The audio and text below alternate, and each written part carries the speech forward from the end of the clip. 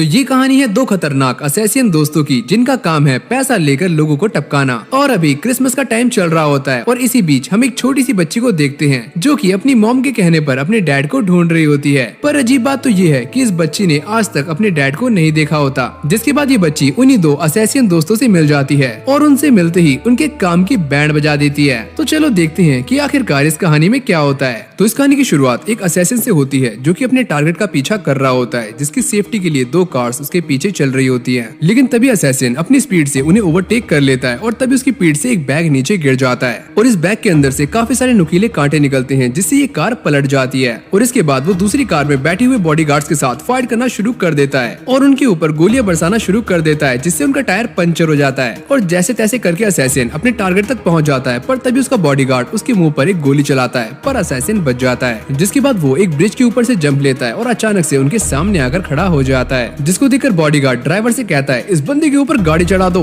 लेकिन ड्राइवर उल्टा उसी को गोली मार देता है, क्योंकि ये बंदा भी उसी के साथ मिला हुआ होता है। जिसके बाद ये दोनों अपने टारगेट को वेयर हाउस लेकर चले जाते हैं और वो बंदा ये बोलता है कि मेरे साथी तुम्हें नहीं छोड़ेंगे। और ये सुनने के बाद उन दोनों में से एक बंदे को काफी ज्यादा गुस्सा आता है और वो उसे गोली से उड़ा देता है। और अपना मिशन कंप्लीट करने के बाद ये दोनों अपने बड़े से अपार्टमेंट के अंदर आ जाते हैं। और इसके बाद हमें इन दोनों के बारे में बताया जाता है काजुकी, जो कि घर के सारे काम करता है, जबकि रे पूरा टाइम वीडियो गेम्स खेलने में लगा रहता है। और असैसिन का काम करते हुए काजुकी मास्टरमाइंड होता है, जो कि सारा कुछ प्लान करता है। और रे का काम होता है इन सारी चीजों को एग्जीक्यूट करना, यानी कि मारने का काम करना। और इसके बाद काजुकी एक बंदे से मिलने के लिए कैफे में जाता है, जिसका नाम होता है कोतारो। और वो ये कहता है कि तुमने मिशन काफी अच्छे से कंप्लीट कर लिया। जिसके बाद काजुकी को अपना एक नया मिशन मिलता है और पुराने मिशन के पैसे मिलते हैं। जिसके बाद काजुकी उसमें से आधे पैसे निकाल लेता है और ये कहता है कि आधे पैसे उसी को भेज देना जिसको तुम हमेशा से भेजते हो। और जब काजुकी घर जा रहा होता है तो उसे दो सुंदर लड़कियां घेर लेती हैं और उसे बार के अंदर लेके चली जाती हैं, यानी कि अब काजुकी का कटने वाला है। और जैसे वो बार के अंदर जाता है तो यहाँ पर वो जुए में सारे पैसे हार जाता है, यहाँ तक कि अपनी शर्ट भी। और वापस आते हुए उसे बहुत ज्यादा ठंड लग रही होती है। और इसके बाद हमें अगली सुबह का सीन दिखाया जाता है, जहाँ पर काजुकी एक केक बना रहा होता है और रे अपने अगले मिशन के लिए वेपन तैयार कर रहा होता है। और इन दोनों का अगला टारगेट ह्यूमन ट्रैफिकिंग करने वाला एक बंदा है, जो कि शाम को पार्टी में आने वाला है। जिसके लिए दोनों प्लान बनाते हैं कि वो दोनों केक डिलीवरी करने का बहाना बनाएंगे और पार्टी के अंदर घुस जाएंगे। जिसके बाद काजुकी और रे अपना गेटअप चेंज कर लेते हैं और फिर हम एक 4 साल की छोटी सी बच्ची को देखते हैं, जो कि ट्रेन से बाहर आकर पूरे शहर के अंदर अपने पापा को ढूंढ रही होती है। और ये बच्ची इधर उधर जाकर सभी से ये पूछती है क्या तुमने मेरे पापा को देखा है, पर किसी ने भी उसके पापा को नहीं देखा होता।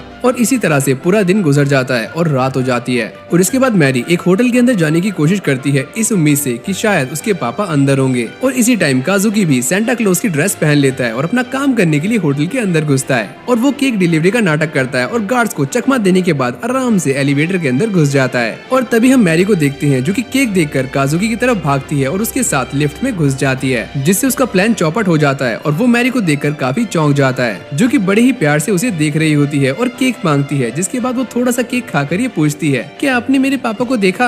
अरे नहीं, मैंने तुम्हारे डैड को नहीं देखा। और ये बोलते ही लिफ्ट के दरवाजे खुल जाते हैं और मैरी बाहर भाग जाती है, जिससे सामने खड़े हुए दोनों गार्ड्स को उसके ऊपर शक होता है और वो दोनों उसके ऊपर बंदूकें तान देते हैं। पर तभी रे उन दोनों को छल्ली कर देता है और तभी काजुकी मैरी के पीछे भागता है ताकि वो कुछ और प्रॉब्लम क्रिएट ना करे। और रे भी बड़ी आराम से सारे के सारे गार्ड्स को मारता हुआ आगे बढ़ रहा होता है। जिसके बाद वो अपनी स्नाइपर निकालकर बाकी के बंदों को मार देता है और एक हीरो की तरह दरवाजा तोड़कर हॉल के अंदर एंट्री लेता है। और काजुकी और मैरी भी उसके पीछे पीछे अंदर आ जाते हैं, लेकिन मैरी काजुकी के हाथ से निकलकर भाग जाती है। और फिर हम रे को देखते हैं, जो कि सीधा अपने टारगेट की तरफ जा रहा होता है। लेकिन तभी मैरी उसी टारगेट के पास आ जाती है और ये पूछती है क्या तुम मेरे पापा हो? और ये सुनने के बाद वो बंदा मैरी को पकड़ लेता है, उसे बंदी बना लेता है, मतलब वो वाली बंदी नहीं, दूसरा बंदी। जिसके बाद रे ये डिसाइड करता है कि वो टारगेट को मैरी के थ्रू गोली मारेगा, पर काजुकी उसे ऐसा करने से मना कर देता है। अरे तुम ऐसा मत करना, इससे उस बच्ची की जान भी जा सकती है। जिसके बाद काजुकी मैरी को बचाने के लिए आगे जाता है और उसके ऊपर ताबड़तोड़ गोलियां बरसनी शुरू हो जाती हैं। और वो एक ट्रे को लेकर आगे भाग रहा होता है और वो भागते भागते अपनी दाढ़ी और टोपी हटा देता है और ये बोलता है अरे मैरी, मैं तुम्हारा डैड हूँ, अरे जल्दी से मेरे पास आओ। और ये सुनने के बाद मैरी उसकी गोद में कूद जाती है और सही मौका देखकर रे अपने टारगेट को गोली से उड़ा देता है। और इसके बाद रे विंडो के ऊपर गोलियां चलाता है, जिसके बाद ये सारे यहाँ से गायब हो जाते हैं। और ये मिशन कंप्लीट होने के बाद काजुकी और रे मैरी को लेकर अपने साथ अपने घर आ जाते हैं और काजुकी काफी खुश होता है, क्योंकि मैरी आराम से सो रही होती है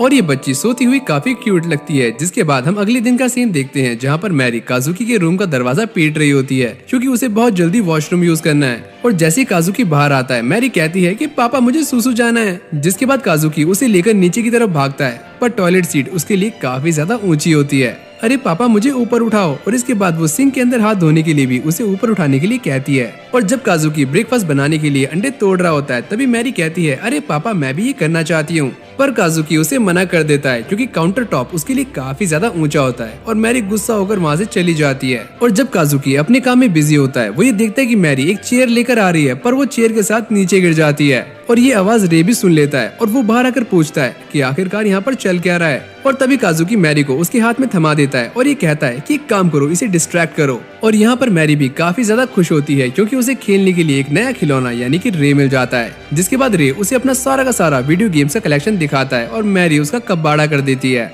और जब काजुकी ब्रेकफास्ट रेडी कर लेता है तो ये सारे खाने बैठ जाते हैं और काजुकी मैरी से कहता है पहले प्रे करो तब खाना, और वो रे को भी टोक देता है अरे भाई पहले प्रे कर। और इसके बाद ये सारे प्रे करते हैं और खाना खाना शुरू करते हैं। और यहाँ पर मैरी काफी ज्यादा खुश लग रही होती है क्योंकि ब्रेकफास्ट एकदम डिलीशियस होता है। और इसके बाद रे और काजुकी उन्हीं पिक्चर्स के बारे में बात करते हैं जो कि उन्हें मैरी के बैग में से मिली होती है, और ये वही बंदा होता है जिसको रात उन्होंने पार्टी में मारा है, यानी कि कल रात मरने वाला बंदा मैरी का असली डैड था। और उसके बैग में उन्हें एक नोट भी मिलता है जिसके अंदर मैरी की मॉम उसके डैड से काफी ज्यादा गुस्सा होती है और मैरी का ख्याल रखने के लिए कहती है। और अब जब उसके पापा मर चुके हैं तो काजुकी और रे ये डिसाइड करते हैं कि मैरी को दोबारा से उसकी मॉम के पास भेज देंगे। अरे छोटी बच्ची ये बताओ कि तुम कहाँ रहती हो, पर मैरी को कुछ नहीं पता होता कि वो कहाँ से आई है और कहाँ रहती है। काजुकी पूछता है कि तुम आई कहाँ से हो। अरे मैं काफी दूर से आई हूँ, पर आई कैसे हो। मैं चल कर हो ट्रेन से। और इतनी सारी बातें करने के बाद उन दोनों को बस एक ही बात पता चलती है कि मैरी की माँ गाना गाती है। काजुकी कहता है कि हमें इसकी मॉम को ढूंढने के लिए कोतारो की हेल्प लेनी होगी।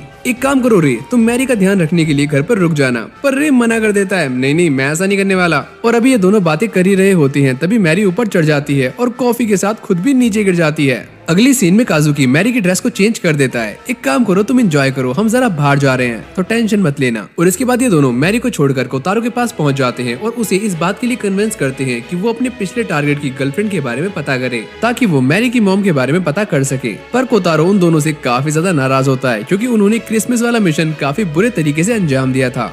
लेकिन इसके बाद भी वो इन दोनों को अगला मिशन दे देता है। और जब ये दोनों बाहर जा रहे होते हैं तो एक अजीब सा आदमी रेस्टोरेंट के अंदर आता है और वो कोतारो से किसी मिशन के बारे में पता करता है। और जब काजुकी और रे दोबारा से घर में आते हैं वो ये देखते हैं कि पूरा का पूरा घर तबाह हो चुका है, यानी कि सारा सामान इधर उधर फैला हुआ है, यहाँ तक कि सोफा भी उल्टा पड़ा है। और तभी रे अपना वेपन निकालकर तैयार हो जाता है। उसे ऐसा लगता है कि घर के अंदर कोई घुसपैठिया घुस गया है। और जब वो दोनों चेक करते हैं उन्हें ये पता चलता है कि मैरी ने अकेले ही छुपन छुपाई खेलकर घर का ये हाल किया है। और जैसी वो इन दोनों की आवाज सुनती है तो वो बाहर आ जाती है, लेकिन अब भी वो खेलने के मूड में होती है। और फिर अगले सीन में हम ये देखते हैं कि काजुकी अपने अगले टारगेट के बारे में रिसर्च कर रहा होता है और ये बंदा एक ड्रग डीलर है जो कि बड़े से मेंशन में हाई सिक्योरिटी के साथ रहता है। और तभी काजुकी रे से पता करता है क्या तुम्हें पता है कि अंदर कैसे जा सकते हैं। रे कहता है इसमें सोचना क्या है, सीधा अंदर घुसो, सबको टपकाओ और इस बंदे को भी मार दो। अबे ओए कैसी बातें कर रहा है। और तभी मैरी वहाँ पर भागते हुए आती है और काजुकी से कहती है कि तुम्हें ढंग का खाना बनाना नहीं आता, और ये बोलकर वो दोबारा से भाग जाती है। जिसके बाद काजुकी उसे ढूंढना शुरू कर देता है और जब वो उसे मिल जाती है तो वो काजुकी को देखकर दोबारा भाग जाती है। और तभी अचानक उन दोनों को एक आइडिया आता है और वो अपने टारगेट के घर में घुसने का प्लान डिस्कस करना शुरू कर देते हैं। पर मैरी को काफी गुस्सा आ रहा होता है क्योंकि काजुकी उसके साथ अब नहीं खेल रहा होता। और फिर अगले सीन में ये दोनों अपने मिशन पर जाने के लिए अपना सारा सामान इकट्ठा कर लेते हैं, पर उन्हें ये बात समझ नहीं आती कि मैरी का आखिरकार क्या करना है। जिसके बाद ये दोनों मैरी को स्नैक्स का लालच देते हैं और मैरी इतने सारे स्नैक्स देखकर बहुत ज्यादा खुश हो जाती है।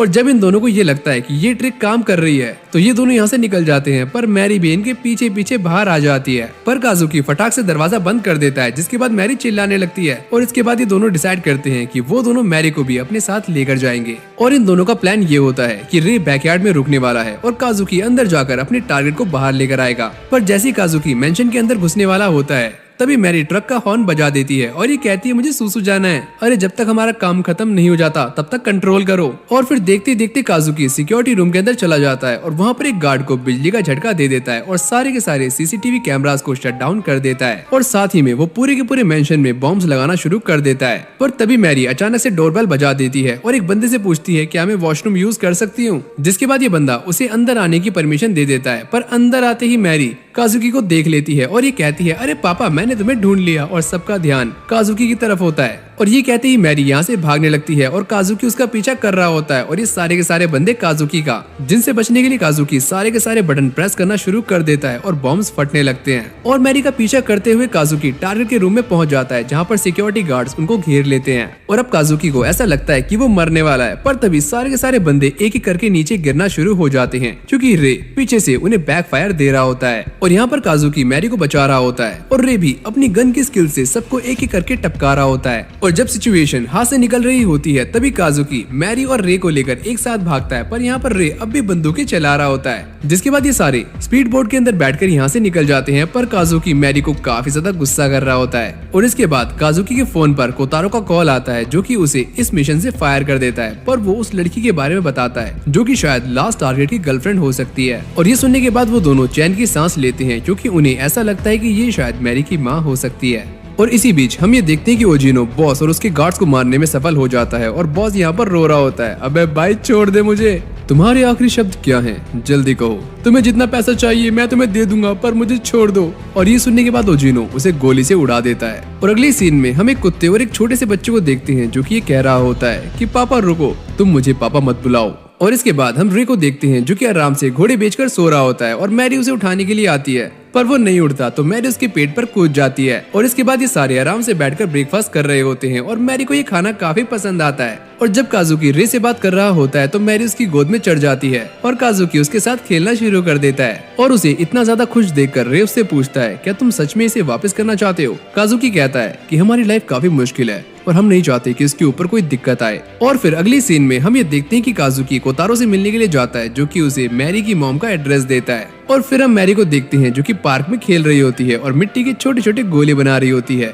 और यहाँ पर काजुकी और रे अपने बचपन के दिनों को याद कर रहे होते हैं। और यहाँ पर हमें ये बात पता चलती है कि काजुकी ने आज तक अपने मॉम डैड को नहीं देखा और रे के पेरेंट्स काफी ज्यादा स्ट्रिक्ट थे। और तभी मैरी उनके पास आ जाती है और ये कहती है कि पापा ये लो डम्पलिंग्स, इन्हें खाओ। अरे तुम मुझे सबके सामने डैड मत बुलाओ। लेकिन वहाँ पर आसपास कोई भी नहीं होता और मैरी सामने एक बंदे को देखती है, जो कि कुछ बेच रहा होता है और उसे देखकर मैरी उसके पास भाग जाती है और रे उसकी हेल्प करने के लिए आगे जाता है और मैरी सभी के लिए कुछ खाने के लिए लाती है। और ये देखकर काजुकी की आंखें नम हो जाती हैं, जिसके बाद वो ड्रिंक्स लेने के लिए चला जाता है। और जब मैरी प्लेग्राउंड में अकेली खेल रही होती है तो वहाँ पर एक ऑफिसर आता है, जिसको ऐसा लगता है कि मैरी यहाँ पर अकेली है। अरे तुम यहाँ पर किसके साथ आई हो? और मैरी रे की तरफ इशारा कर देती है, पर रे मना करता है कि वो उसका डैड नहीं है। पर तभी अचानक काजुकी वहाँ पर आ जाता है और ये बोलता है कि मैं इसका डैड हूँ, पर मैरी यहाँ पर उसे अपना डैड मानने से मना कर देती है, क्योंकि काजुकी ने ही उसे ऐसा कहा था। जिसके बाद